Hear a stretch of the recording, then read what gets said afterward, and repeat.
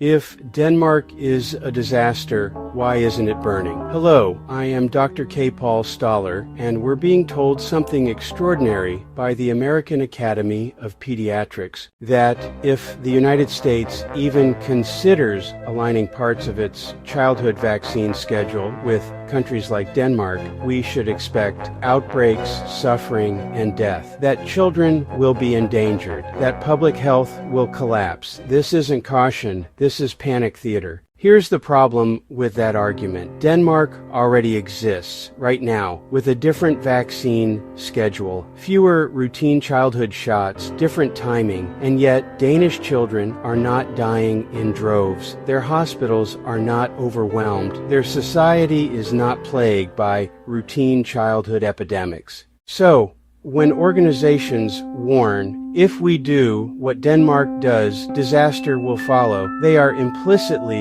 claiming something absurd, that Denmark is both successful and a public health horror show. You don't get both. This is how propaganda works. You don't argue evidence. You escalate consequences. You say, we can't risk it. Think of the children. Any deviation will cost lives. You replace reasoning with terror because fear shuts down analysis. Organizations like the American Academy of Pediatrics are not neutral observers here. They have spent decades defending one narrative, that the U.S. schedule is not just a model, but the only safe one. So when U.S. Department of Health and Human Services even suggests comparing schedules, the response isn't curiosity, it's alarm, because comparison threatens authority.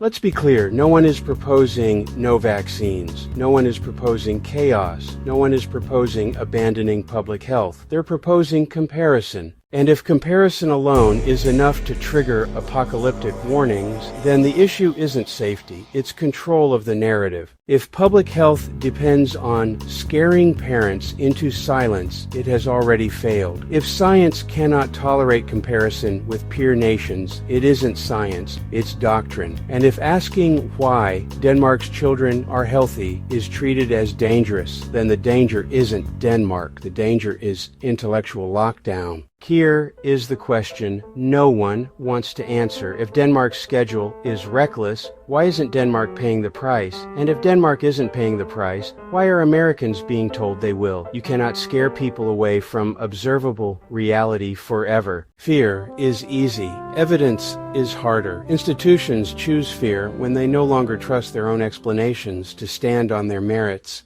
Public health deserves better than that. Parents deserve better than that. And science that panics when questioned is not protecting the public. It's protecting itself.